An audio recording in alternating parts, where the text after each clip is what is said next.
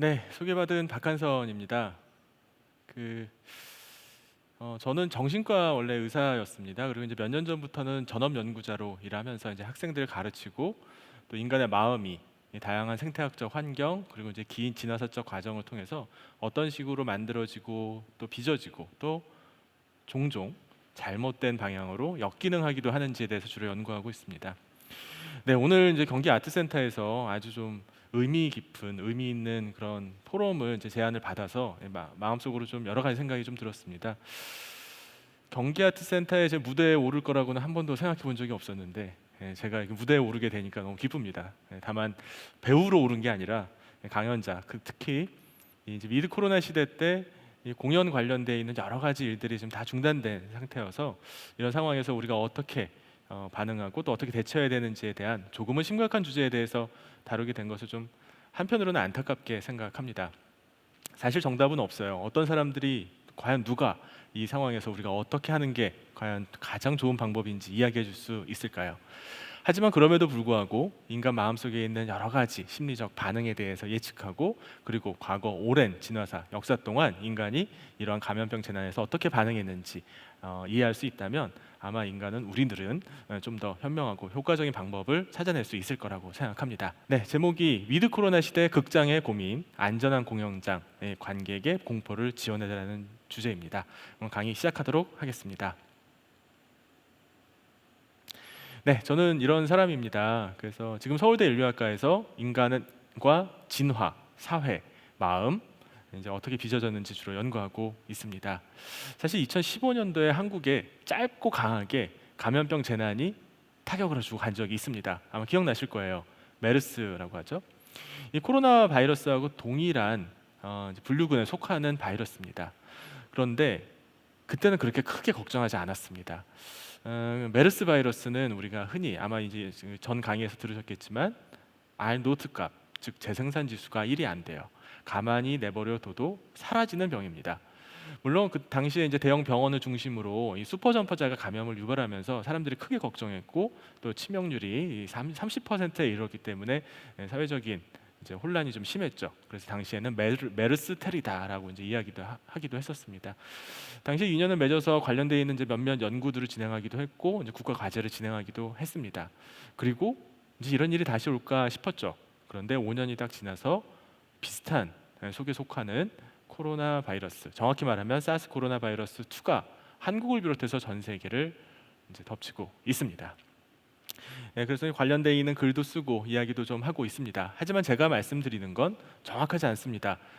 감염병이 어떤 식으로 진행되고 어떤 영향을 미칠지는 사실 누구도 확언할 수 없어요. 다만 그 중에서 가장 유력한 가능성이 하나다 이렇게 생각해 주시면 좋을 것 같습니다. 먼저 그 소설 이야기를 잠깐 해보려고 합니다. 알베르 까미 아마 아실 거예요. 이방인의 작가죠. 노벨 문학상을 받았던 위대한 작가입니다만 그의 또 다른 작품 중에 하나가 바로 패스트입니다. 원래는 그렇게 유명한 작품이 아니었는데 이번 상황으로 인해서 이 코로나 19 상황으로 인해서 많은 사람들이 읽기도 하고 일약 베스트셀러에 올랐다고 합니다. 재미있게도 패스트에는 이 공연장에 관련된 이야기가 있습니다. 제가 한번 낭독해 보겠습니다. 타로와 코타르는 오르페우스와 에우리디케를 공연하던 시립 오페라좌에 갔다. 페스트가 창궐한 해의 봄에 오페라단 하나가 우리시로 공연을 왔다. 오랑시입니다. 졸지 오랑시에 갇힌 오페라단은 협의 후에 주 1회씩 오페라를 재공연할 수밖에 없었다. 오랑시가 폐쇄되면서 오랑시 안에 있었던 사람들을 외부로 나갈 수가 없게 된 상황이었습니다. 어쩔 수 없이 오페라단은 계속 같은 레파토리의 공연을 할 수밖에 없었죠. 산막에서 오르페우스와 에우리디케의 이중창이 되어서야 모종의 놀라움이 장안에 감돌았다. 에우리디케가 연인을 떠나는 순간이었다. 가수는 그때를 택해 고대의 의상을 입고 팔과 다리를 벌리면서 그로테스크한 몸짓으로 바닥 조명장치 안으로 걸어 나오더니 끔찍한 방식으로 그렇게 보인 목가적인 무대장치 한복판에서 쓰러졌다. 네, 하필이면 패스트의 증상이 공연을 하던 그 순간에 이 가수에 덮친 겁니다.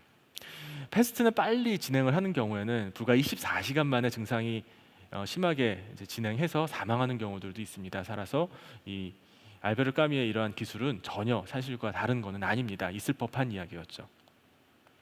이와 동시에 오케스트라가 연주를 멈추었기 때문에 일반석의 사람들이 일어나 천천히 장례를 비우기 시작했는데, 우선 조용히 예배가 끝나고 교회를 나오듯이 혹은 문상을 하고 빈소에서 나오듯이 여자들은 치마를 여미고 머리를 숙인 채로 나갔고, 남자들은 같이 온 여자들의 팔꿈치를 잡아 관람석에 걸리지 않도록 하면서 안내하며 나갔다. 하지만 동작이 점점 급해지고 수군거리는 소리가 외침으로 변하더니 군중이 출구 쪽으로 몰려 달려가 마침내 비명을 지르면서 서로 밀고 당기는 것이었다. 코타루와 타루는 그때 자신들의 것이었던 삶의 한 영상을 마주한 채 외로이 남아 있었다. 전신이 풀린 한 광대의 모양을 하고 있는 무대 위에 페스트와 홀 안에 있는 버려진 부채들과 붉은 의자 위에 늘어진 레이스 형체를 하고 있는 아무 쓸모가 없어진 사치가 바로 그 영상이었다. 네, 물론 이 페스트는 소설입니다. 따라서 실제로 일어났던 일은 아니에요.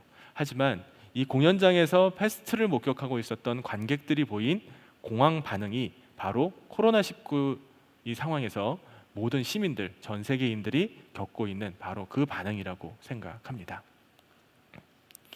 네, 본격적으로 이야기 시작해 보겠습니다.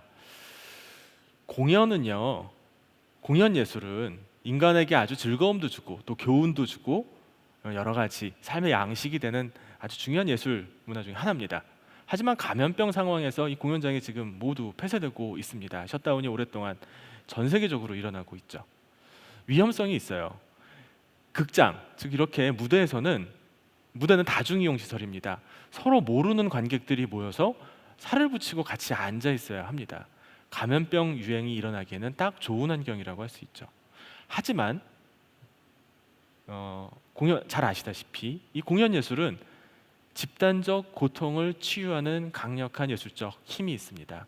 따라서 우리는 부정적인 부분은 최소화하고 긍정적인 부분은 최대화하는 게 이 코로나19라고 하는 전 세계적인 감염병 재난 상황에서, 공공 보건 위기 상황에서 이 공연 예술을 담당하시는 여러 종사자분들께서 가야 하실 방향이라고 생각합니다.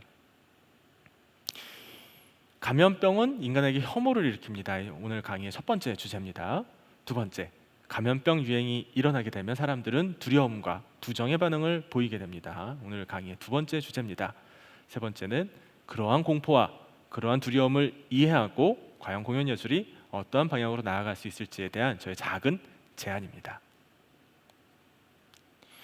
팬데믹 상황이 매일매일 걷잡을 수 없이 악화되고 있습니다. 지금까지 전 세계적으로 공식적으로 알려진 것만으로도 2,390만 명이 감염됐고 82만 5천 명이 사망했습니다. 회복된 사람은 1,600만 명이었죠.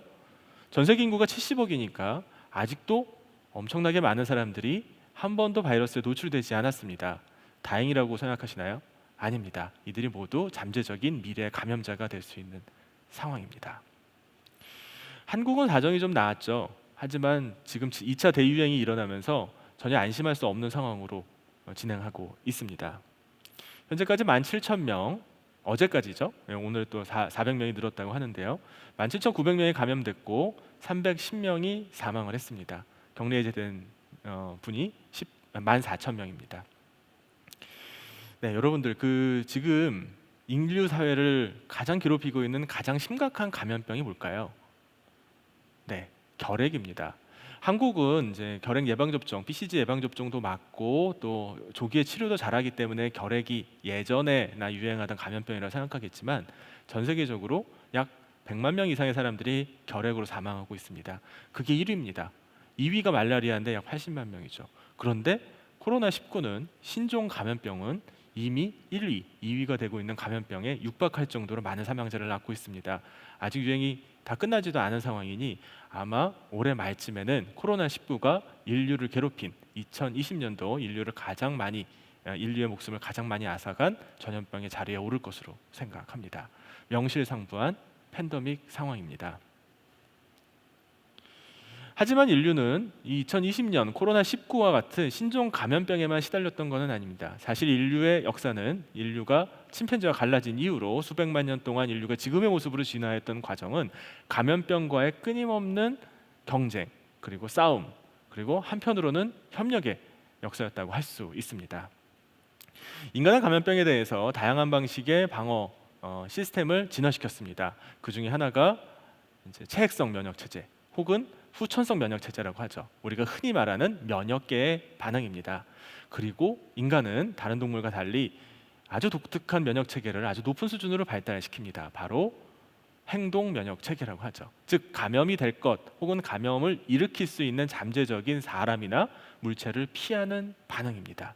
이것을 우리는 짧은 말로 혐오라고 부릅니다. 우리들이 혐오하는 대상들은 대부분 이 감염병 재난과 관련이 있어요. 사실 인류는 아까 말씀드린 대로 엄청나게 많은 종류의 감염병에 시달려 왔습니다. 인간을 다른 동물과 구분시켜주는 특징 중에 하나가 바로 불의 사용입니다. 최소 70만 년 전에 인간은 처음으로 불을 발명해서 사용하기 시작했습니다.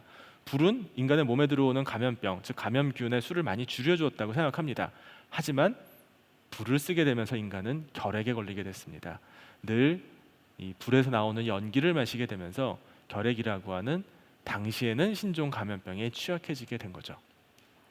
인간은 옷을 입기 시작했습니다. 아프리카를 떠나 추운 지역으로 이동하게 되면서 동물의 이제 모피를 잘라서 옷을 만들어 입었습니다. 인간을 따뜻하게 만들어줬지만 이와 벼룩이 생기기 시작했습니다. 그리고 수천만 명의 목숨을 앗아간 발진 티푸스의 원인이 됐습니다. 약 10,000년 전쯤 인간은 농경을 본격적으로 시작하게 됐습니다. 사람들은 좁은 곳에 모여서 땅을 파고 물을 채우고 농작물을 키우고 다양한 야생동물을 가축으로 길들이기 시작했습니다. 그러면서 인류에게 수많은 감염병이 같이 덩달아 들어오게 됐습니다. 주열, 흡충, 콜레라 같은 수인성 전염병, 그리고 말라리아 등 웅덩이가 있어서 거기에서 자라는 모기를 통해서 유행하는 기생충 등이었습니다.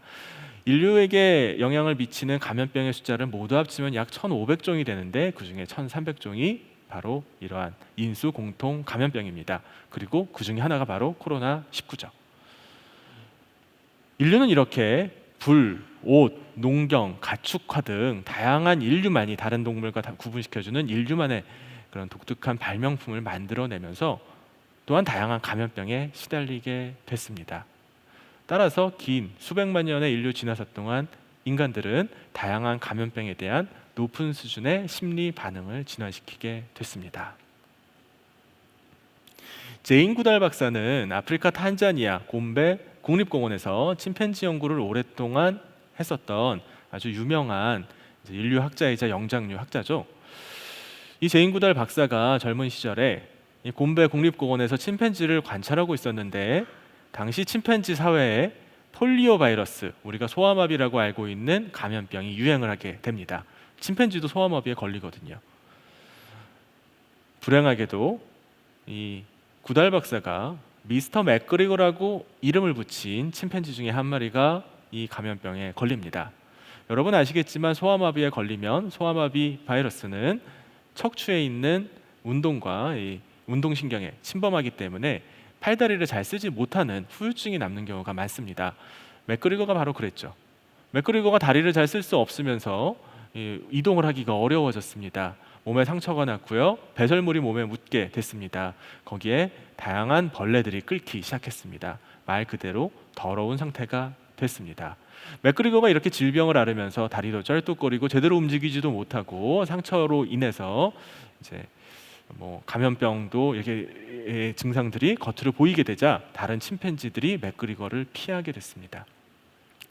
인간은 말로 서로 공감하고 소통하고 또 연대를 맺지만 침팬지는 서로의 털을 골라주면서 이런 이제 친분을 과시하고 또 서로 가까운 관계를 유지하는 특징이 있습니다.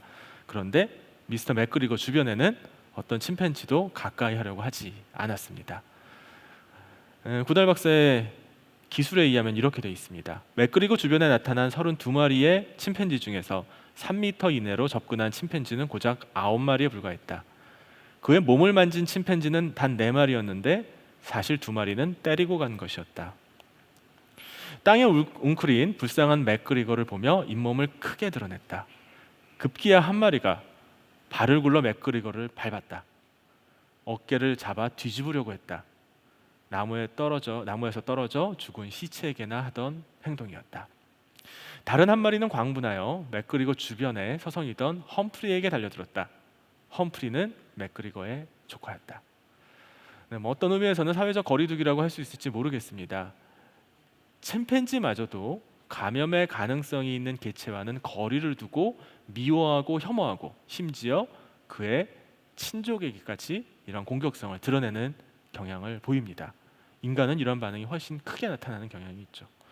감염병이 유행을 하게 되면 사람들은 다양한 형태의 사회적 혐오를 드러내게 됩니다. 일단 감염 가능성이 있는 사람에 대한 혐오를 보이게 됩니다. 기형이 있거나 장애가 있거나 뭐 얼굴에 큰 점이 있다든지 팔다리를 잘 쓰지 못한다든지 소위 말해서 소위 정상으로 보이지 않는 사람들에 대해서 거리를 두고 멀리하게 되는 반응이 생기게 됩니다. 심지어 연구에 따르면 뚱뚱한 사람에 대한 혐오 반응도 감염 위기가 있을 때, 감염병이 크게 유행할 때는 고조된다고 합니다. 일단 피하고 보는 겁니다. 물론 뭐 뚱뚱하다고 코로나19에 더 잘 감염이 된다든지 얼굴에 점이 있다고 해서 그런 건 아니에요. 하지만 인류는 긴 진화사 동안 그러한 기형이 있거나 뭔가 다른 사람과 다른 신체적 특징을 보이는 사람들이 감염 위험성이 높다는 것을 경험적으로 이제 알고 있었고, 그것이 오랜 세월을 거쳐가면서 감염병 위험이 높아지면 높아질수록 감염 가능성이 있는, 즉 나와 다른 개체에 대한 혐오 반응, 공격성이 높아지게 됩니다. 이 사회에서 가장 취약한 위치에 있는 분들이 감염병 위기에서 눈에 보이지 않는 혐오에 시달리게 된다는 거죠. 또한 외국인들을 혐오하게 됩니다. 제노포비아 상황, 뭐 한국에서도 있었죠.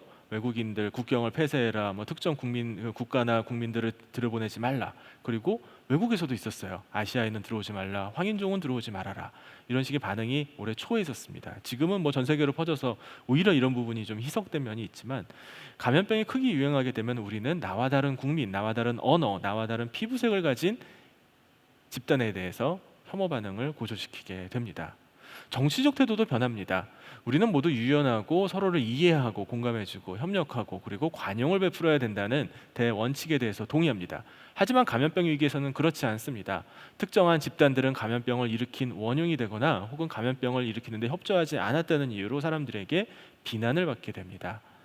특정한 종교, 특정한 정치 집단, 특정한 지역 혹은 LGBT와 같이 특정한 성적 소수자에 대한 혐오 반응이 높아지게 됩니다. 사람들은 사회적 규칙이나 기준에 대해서 순응성을 강조하게 되고 규정을 지키지 않는 사람에 대해서 비난하고 욕하게 됩니다. 여러분들 오늘 여기 무대에 나오신 분들, 그리고 이제 영상으로 이 화면을 보시는 분들 아마 마스크가 다 있으실 거예요. 한번 연습을 해볼까요? 한번 마스크를 슬쩍 벗고 사람들이 많은 곳에, 지하철 같은 데 한번 타보십시오. 진짜 그런 실험을 해보시라는 건 아닙니다. 아마 많은 사람들이 여러분들을 이상한 눈으로 쳐다보고 혐오하고 심지어 어떤 사람들은 사진을 찍어서 SNS에 올리려고 할 겁니다. 규칙이나 규범을 지키지 않는 사람에 대한 사회적 경계와 그리고 상호 검열이 심해지는 겁니다. 이는 감염병을 막는 데 효과적인 방법이 될 수도 있지만, 우리가 일반적인 주류에 속하지 않는 집단에 대한 강력한 부정적인 혐오 반응을 악화시킬 가능성도 있습니다. 성적인 태도도 심지어 변하게 됩니다. 사실 많은 감염병들은 성관계를 통해서 전염이 됩니다. 성병이 아니라 하더라도 성적인 관계, 가까운 연인 사이의 관계는 아주 밀접한 신체적 접촉을 전제하는 경우가 많습니다. 따라서 감염병을 옮기기 쉬워지죠. 감염병이 크게 유행하게 되면 사람들은 부인과 남편, 즉 이 일반적인 부부관계가 아닌 다른 유연한 성적 관계에 대해서 이전보다 더 높은 수준의 혐오 반응을 보이게 됩니다. 따라서 이 와중에 성적 소수자에 대해 들이 보이는 여러 가지 대안적 성관계에 대한 사회적 혐오가 더 심해지게 됩니다. 심지어 식문화도 바뀌게 됩니다.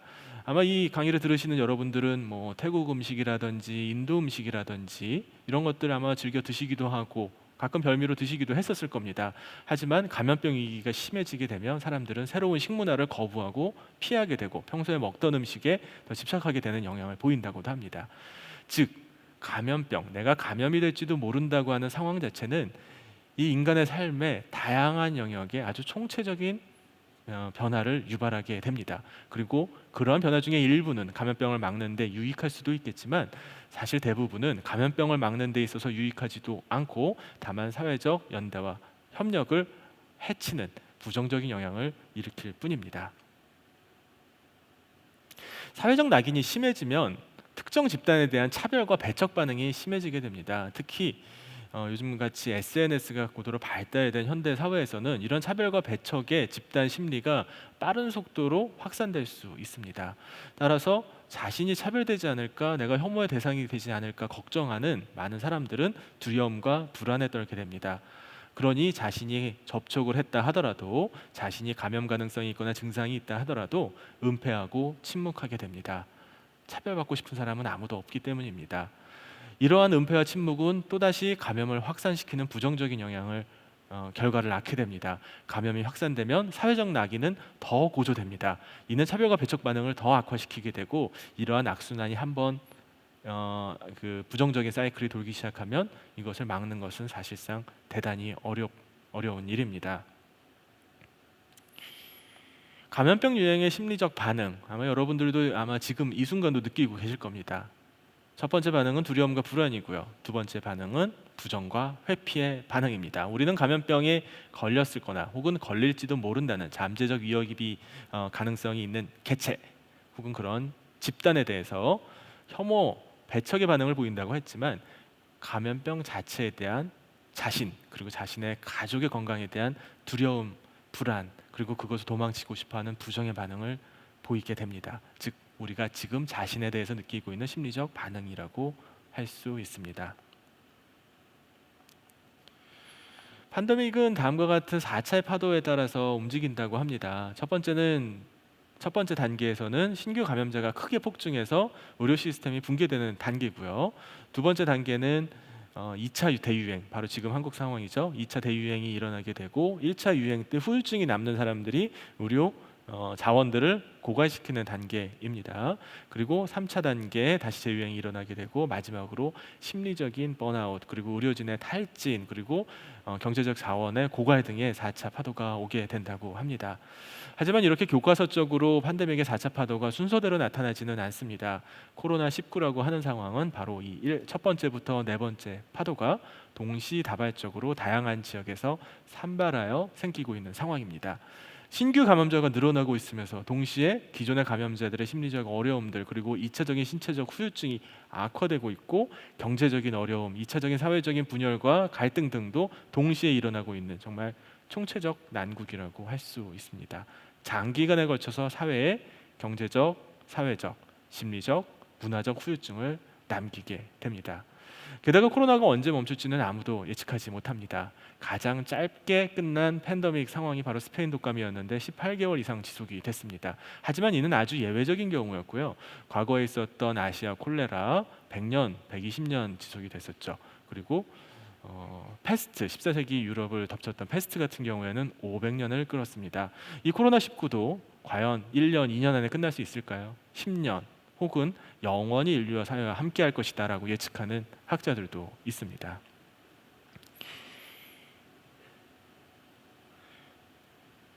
코로나19가 아니더라도 이러한 감염병 대유행이 미치는 영향은 단지 신체적 문제에 이제 국한되지는 않습니다. 일단 경제적인 어려움이 오게 됩니다. 경기가 후퇴하게 되죠. 사람들은 불효불급한 곳에 돈을 쓰지 않게 됩니다. 공공행사가 취소되고요. 비즈니스가 중단되고, 자가격리 전략이 이제 시행이 되면서 사람들은 서로 모이려고 하지 않습니다.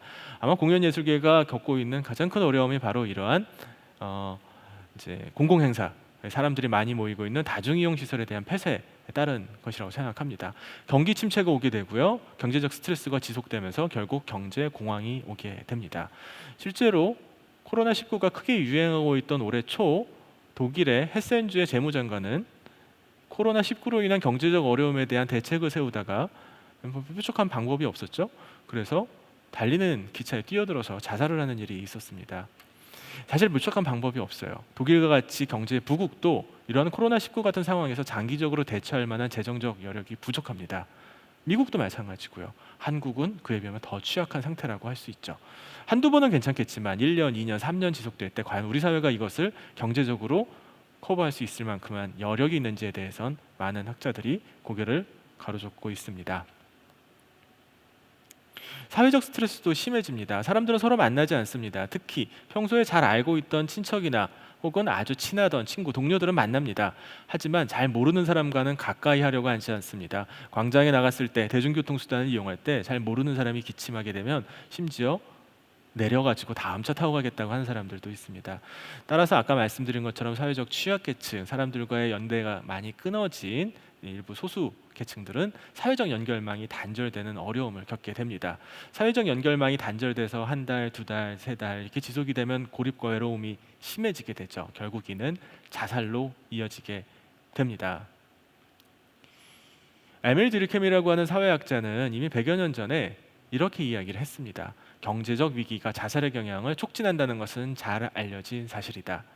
코로나19가 처음 유행했을 때는 사회적으로 이 코로나19를 극복하기 위해서 일시적으로 이 국가적, 사회적 연대가 높아지는 경향을 보였습니다. 하지만 지금은 어떻습니까? 각각의 집단과 개인들이 서로 반목하고 분열하고 갈등하고 있습니다. 이러한 상황에서 가장 힘들어하는 사람들, 사회적 취약계층들은 도망칠 곳을 찾다가 결국 자살이라고 하는 극단적 행동을 선택하는 경우도 있습니다. 정말 안타까운 일입니다. 심리적 스트레스도 상당하게 나타날 수밖에 없습니다. 뉴스만 틀면 코로나19 관련된 내용이 마치 일기예보를 보는 것처럼 매일매일 보도됩니다. 어디에서 몇 명이 생겼다더라, 어느 교회에서, 어느 지역에서, 어느 집단에서 생겼다더라 하는 뉴스가 계속 나오게 됩니다. 우리는 모두 죽음에 대해서 두려워하는 실존적 불안을 안고 사는 존재입니다. 그런데 팬데믹 상황은 그런 불안을 계속 자각시켜주는 부정적인 영향을 미치게 됩니다. 국가적, 집단적, 지역적 갈등이 여과 없이 보도됩니다. 또한 이를 부정하기 위한 집단적 방어는 영웅주의, 국가주의 위주의 선전식 보도로 이어지게 됩니다. 덕분에 캠페인이라든지 의료진을 응원한다든지 공무원들을 응원한다는 식의 사회적인 분위기는 사실 좀 과장된 면이 있습니다. 집단적인 불안을 위장하기 위한 병리적인 반응이라고 할 수 있습니다. 오랫동안 지속될 수가 없습니다. 사람들은 만성화된 불안 상태에서 지치게 됩니다. 결국 아노미적 상태로 집단적인 심리가 진행하게 됩니다. 코로나19 상황에서 제가 같이 속해 있는 한국 트라우마 스트레스 학회에서 사람들의 심리 반응이 어떤지 일반 인구 집단의 대상으로 연구를 해봤습니다. 아주 다양한 종류의 불안과 낙인, 걱정, 두려움 등의 반응이 높아진 것을 알 수 있습니다. 특히 15%가 심각한 불안을, 18%가 심각한 우울을 호소하는 것으로 나타났습니다. 환자들이 아닙니다. 일반인들입니다. 일반인들을 대상으로 조사를 했는데 이 정도 상황이 나왔습니다. 이거는 여름 이전에 조사한 거고요. 아마 앞으로 경제적인 어려움과 사회적인 고립이 더 심해지는 올해 말 내년 초가 되면 이런 상황은 더 악화될 것으로 추정하고 있습니다. 네, 문화적 스트레스도 상당하게 일어납니다. 경제, 심리적인 스트레스, 신체적인 어려움이 많은데 문화적인 것까지 우리가 어떻게 고려하느냐 이렇게 얘기하시는 분이 있을지 모르지만 사실 인간의 삶에서 아주 중요한 부분을 차지하는 것이 바로 문화입니다. 예배가 중단이 됐어요. 그리고 지역사회 모임도 중단이 됐습니다. 독서 모임, 취미 활동, 또 운동 모임 같은 거 다 중단이 된 상태입니다. 사회적 거리두기가 지속이 되고 또 그렇지 않다 하더라도 사람들이 불필요하게 사람들을 만나려고 하지 않습니다. 미국은 기독교 국가인데 연구를 해보니까 매주 예배에 참석하는 사람들의 자살률은 그렇지 않은 사람의 5분의 1밖에 되지 않았습니다. 교회라는 곳이 가서 단지 예배만 드리고 오는 게 아니라 사람들과 만나고 이야기하고 유대를 맺는 공간입니다.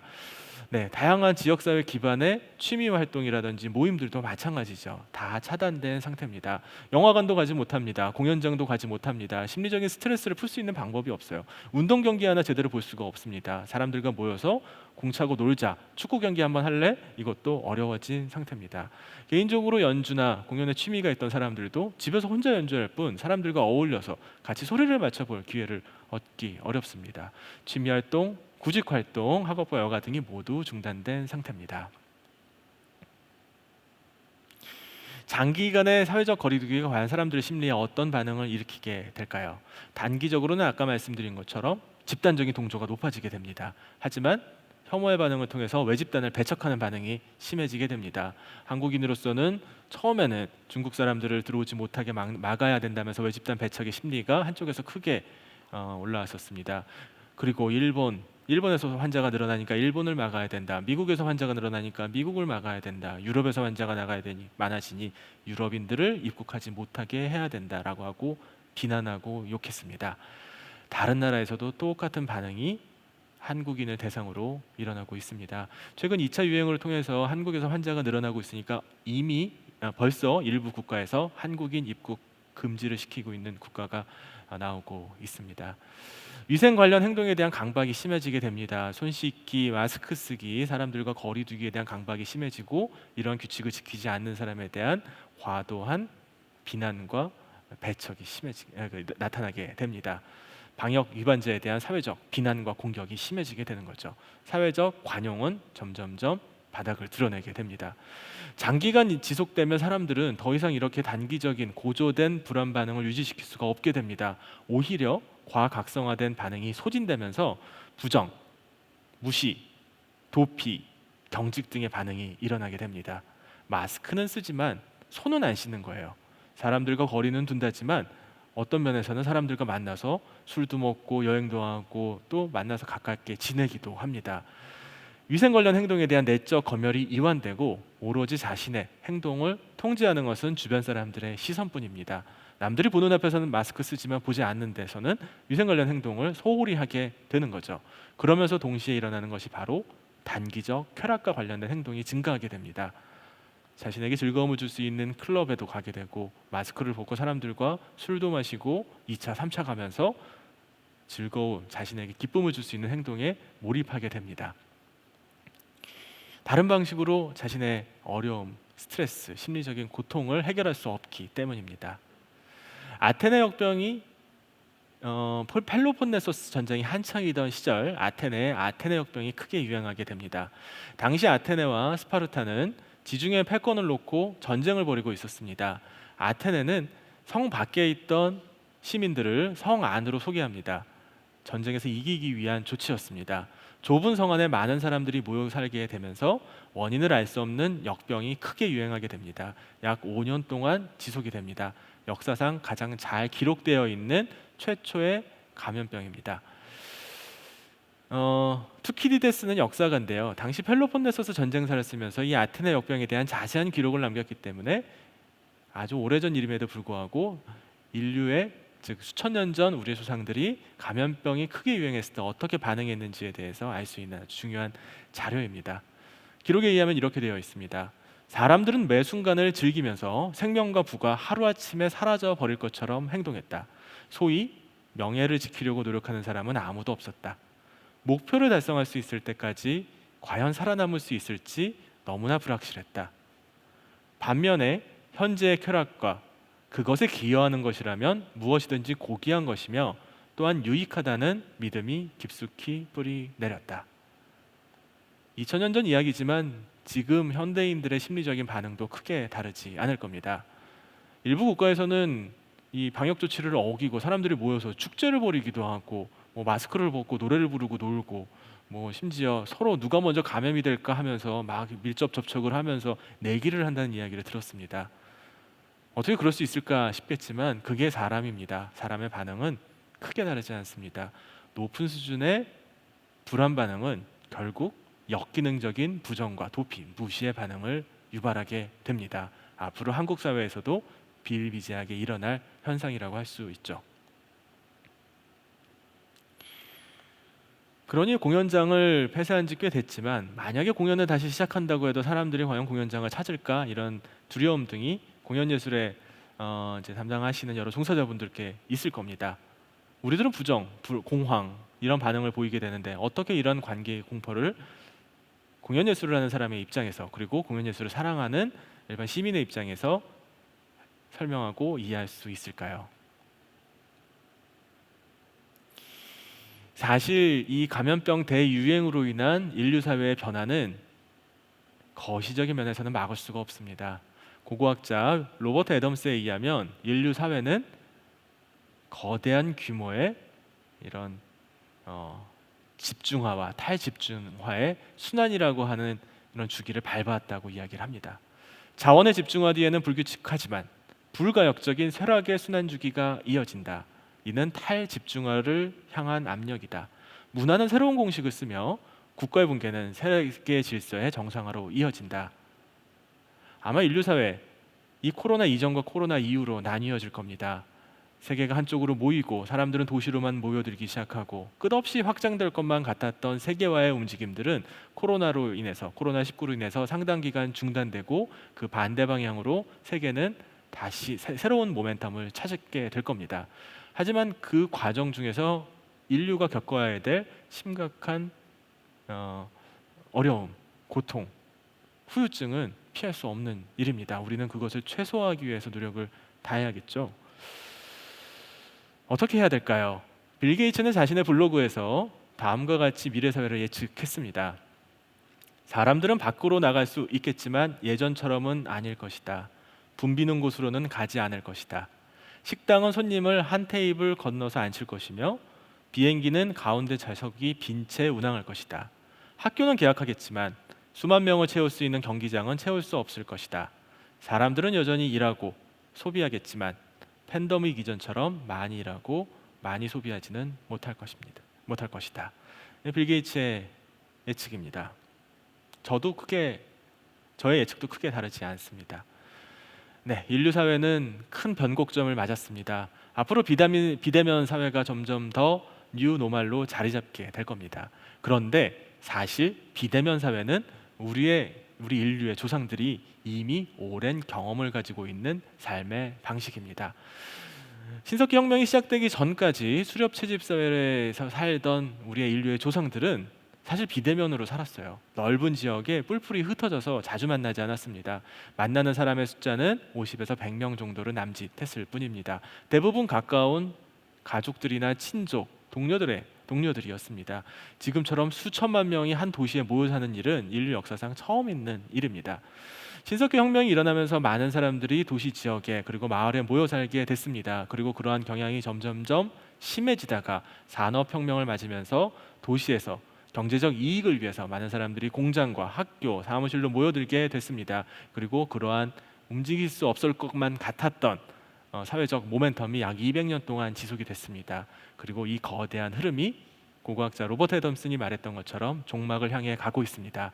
사람들은 이제 더 이상 좁은 곳에 복닥복닥 모여서 감염병이라든지 다양한 부작용들을 감수하면서 같이 살려고 하지 않을 겁니다. 산업혁명이 한창이던 런던의 상황에서 제인 오스틴이라고 하는 이제 작가가 엠마라고 하는 소설에서 이렇게 이야기합니다. 아, 불쌍한 내 아이야. 사실 런던에서는 늘 병에 걸리기 쉽단다. 런던에는 건강한 사람이 없어. 누구도 건강하지 않지. 내가 거기서 살아야 한다는 것은 끔찍한 일이야. 그렇게 멀리서 말이지. 공기도 그렇게 나쁜 곳에서 말이지. 당시 산업혁명이 한창이던 런던에서는 석탄으로 주로 공장도 돌리고 그리고 난방도 했는데요. 그래서 스모그가 너무 심하게 일어났습니다. 도심 지역에 살던 많은 사람들은 호흡기계 질환에 걸려서 제명대로 살지 못했습니다. 당시 돈이 있던 부유층들은 런던을 떠나서 교외 지역으로 이주를 했습니다. 별장 같은 집을 공기 좋은 곳에다가 지어놓고 살았던 거죠. 이주할 만한 여력이 안 됐던 사람들은 혹은 도시 지역에서 직업을 찾기 위해서 도시 지역에 머무를 수밖에 없었던 저소득층은 어쩔 수 없이 런던의 다운타운에 머물러 살면서 이렇게 더러운 환경에서 더러운 공기, 더러운 물에 감수하면서 살 수밖에 없었습니다. 미래 사회는 어떨까요? 미래 사회는 그렇지 않습니다. IT 기술의 급격한 발전으로 인해서 우리는 더 이상 좁은 곳에 모여 살 필요가 없게 됐습니다. 아마 코로나19가 1년, 2년, 3년 이렇게 지속이 되면 사람들은 점점 도시 지역을 벗어나서 교외 지역으로 이동하게 될 겁니다. 교외 지역으로 이주하면 땅값이 싸니까 집보다는 더 여유 있는 공간에서 생활할 수 있을 겁니다. 그러면 집 안에 홈 오피스 공간을 만들 수도 있겠죠. 그러면 집에서 일하는 게 지금보다는 훨씬 쉬워질 겁니다. 지금은 그런 일이 있을까 싶지만 한번 그런 식으로 사회적 모멘텀이 움직이게 되면 거스를 수 없게 됩니다. 기업에서는 능력 있는 직원을 뽑기 위해서 재택근무를 하겠다는 직원들을 받아들일 수밖에 없게 됩니다. 한번 그렇게 굳어진 사회적 모멘텀은 끝없이 진행하게 될 겁니다. 사회는 변할 겁니다. 그리고 우리도 거기에 발맞춰 가야 됩니다. 사회가 코로나19가 금세 사라지고 내년 초에 혹은 내년 말에 아무 일도 없었던 것처럼 다시 2019년 11월에 세계로 돌아올 거라고 생각하는 건 순진한 환상입니다. 그런 일은 일어나지 않을 겁니다. 설령 운 좋게 코로나19가 갑자기 마술처럼 사라져 버린다고 해도 새로운 신종 감염병은 세계를 두 번째, 세 번째, 네 번째 코로나19가 돼서 다시 덮칠 겁니다. 감염병이 지속되는 한 우리는 공포와 불안, 그리고 그것을 외면하려는 부정과 회피 반응에서 벗어날 수 없습니다. 숙명이라고 할 수 있죠. 거대한 인류사적 흐름 속에서 다양한 파열음이 일어나게 됩니다. 감염병 대유행은 막을 수 없는 상황이고 앞으로도 상당 기간 지속되면서 새로운 신종 감염병이 주기적으로 유행하게 될 겁니다. 죽음이라고 하는 실존적 불안 앞에서 인간은 나약할 수밖에 없는 존재입니다. 그럼에도 불구하고 사람들은 서로 점점 멀어지게 될 겁니다. 가까운 사람들끼리 모여 살면서 사람들의 관계는 클러스터화 될 것입니다. 오랫동안 쌓아 올린 세계화는 이제 뒷걸음질 치게 될 겁니다. 우울과 불안, 두려움과 공포, 외면과 부정, 분노와 공격, 혐오와 차별이라는 다양한 사회적 파열음이 계속 지속될 겁니다. 네, 한번 조사를 좀 해봤습니다. 뉴스 보도에 의하면 지금까지 코로나19로 인해서 국내에서만 공연 전시 관련 매출 피해액이 1,490억 원에 이른다고 하더라고요. 앞으로 더 지속이 될 가능성이 있겠죠. 단지 금전적으로 환원할 수만 있는 것은 아닙니다. 이 문제로 인해서 우리들이 겪고 있는, 즉 문화적 도움을 받아가지고 우리가 누릴 수 있었던 사회적 복리의 상당 부분은 액수로 계산할 수 없을 정도의 많은 그런 사회적 경험이 다 사라져버렸다고, 문화적 경험이 사라져버렸다고 할 수 있습니다. 공연예술계의 고민들이 아마 많으실 거예요. 그런데 이런 상황에서 공연예술계는 과연 피해를 입을 수밖에 없는 수동적인 사회적 섹터로 남아있을 수밖에 없을까요? 저는 그렇지 않다고 생각합니다. 이 코로나19라고 하는 전대미문의 감염병 대재난이야말로 공연예술계가 적극적으로 역할을 할 수 있는 상황, 재난이라고 생각합니다. 예술의 기능이 뭘까요? 저는 예술을 잘 모르는 사람이라서 제가 이런 얘기하는 게 좀 주제 넘은 말인지도 모르겠습니다. 하지만 일반인의 입장에서 많은 사람들은 공연을 그냥 엔터테인먼트라고 생각합니다. 돈도 있고 여유도 있고 안전하고 편안한 상황에서 몸도 마음도 기쁘게 해주는 그냥 집단적인 연행, 춤, 놀이다 이렇게 생각하는 경우가 있죠. 하지만 저는 그렇지 않은 면이 분명히 있다고 생각합니다. 공연이야말로, 예술이야말로 숙명적으로 죽을 수밖에 없는 인간에게 삶의 의미를 탐색하고 깊은 무의식을 탐구해서 개인과 사회, 역사를 통찰하는 기능이 있다고 생각합니다. 네, 제가 한 말은 아니고요.